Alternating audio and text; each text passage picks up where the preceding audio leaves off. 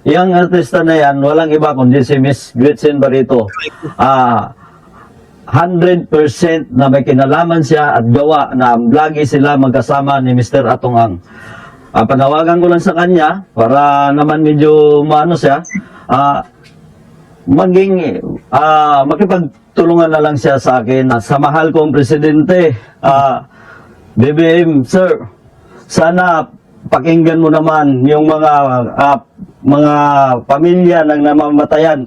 Ito na yung pagkakataon. Hindi, tingin ko naman kaya naman po lumutang ulit ito eh. Kasi nung dati na ang presidente ay ang dating Pangulong Duterte, hindi naman nasolba to. Hindi naman naresolba. Wala namang nangyari, hindi kinilusan. Kaya ayan, nakikita natin na open, bumukas ulit. Tingin ko dahil din po sa gobyerno ni Pangulong Bongbong Marcos. Tapos po, yan, kila General Torrejo. Natulungan niyo ako dahil lahat ng sinasabi ko dito, walang kasinungalingan at walang pirang kapalit dito. Biruin mo, 300 million? Vicky, ipinakita rin sa atin ni Patidongan na kani-kanina lamang ang 4 na kopya ng tinatawag na Affidavit of Recantation. At ang sinasabi ni Patidongan sa atin, ito raw ang pilit na pinapipirmahan sa kanya ng kampo ni Atong Ang. Para mag-recant. Para, kumbaga, bumaliktad. May 3 araw na raw nakakalipas nang ipadala sa kanya ito. Nakasad, di umano. Ibig sabihin, kilala na siya. Kahit pa may blurred, kahit pa hindi pa lumalabas itong si alias Totoy, kilala na siya. Kasi, ayan, pinadala sa kanya yung recantation, para pirmahan na lang. Kumbaga, sila na ang nag-drop, sila na ang gumawa. Pipirmahan mo na lang. Wala ka ng pagod. Sa affidavit of recantation na ito na babawiin at babaliktarin ni Patidongan ang lahat ng kanyang mga naging statement at salaysay laban sa kampo ni na Atong Ang at iba pa kapalit ng 300 million pesos. Laki. 300 milyones.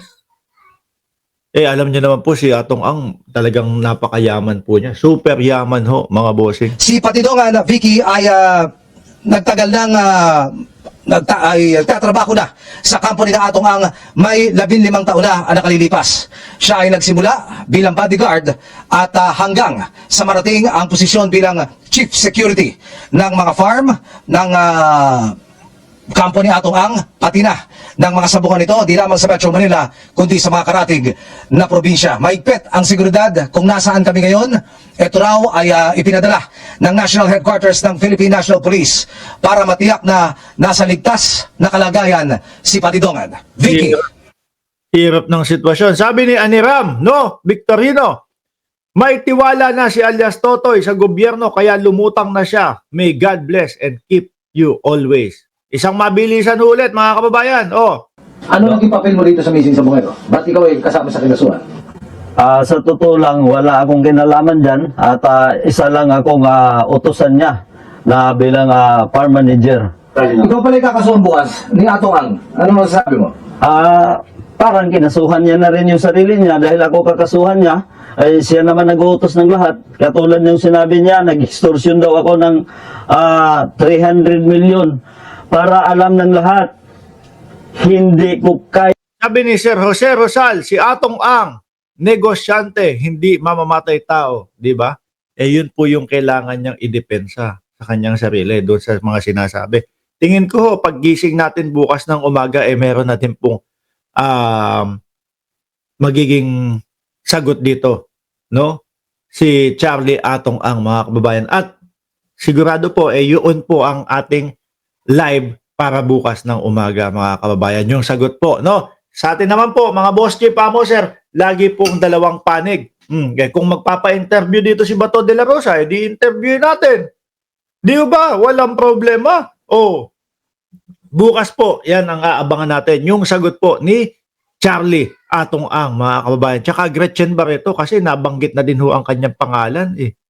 Ang hinihintay ko mga bossing, yung senador.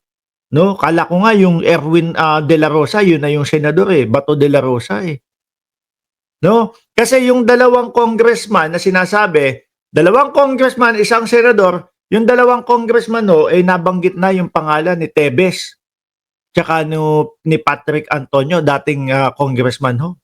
Yung senador ang hinihintay ko, mga kababayan. No, yun kung sino yung senador na yun. Ang sabi ay yung senador daw na yun mahilig daw po doon sa mga parang ano ba ginamit nilang word? Mga term na parang yung mamahagi yung mga ganun, malasakit, hindi yun.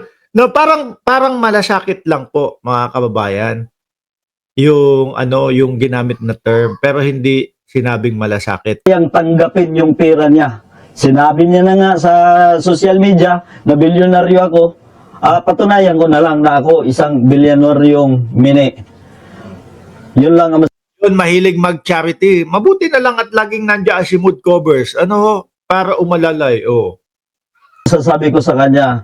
At saka Mr. Atong Ang, sabi na nga ng mga matatanda na huwag ka na magtago sa palda ng nanay mo. Nako, sabi dito ni God Servant, ginamit ang name na Eric para matakpan ang name ni Bato de la Rosa, sabi ni God Servant Triton. Baka, mahilig daw sa outreach yung senador. Binigyan mo ako ng papel na para pirmahan ko, yung recantation ba yun, na binigay mo sa akin, kapalit ng pira. Sabi ko, hindi ko kayang tanggapin yan dahil buhay ko at buhay ng pamilya ang nakataya dito. At ng mga pamilya ng mga nawawalan sa Bungero. Sino itong babaeng artista na ito? Yung artista na yan, walang iba kundi si Miss Gretchen Barreto. Yun yung tinatawag na, yung sinasabi nilang alpha, no? Si Gretchen Barreto. 100% na may kinalaman siya at gawa na lagi sila magkasama ni Mr. Atong Ang. Panawagan ko lang sa kanya para naman medyo maano siya, makipagtulungan na lang siya sa akin. Sa mahal kong presidente, BBM, sir, sana pakinggan mo naman yung mga pamilya ng namamatayan.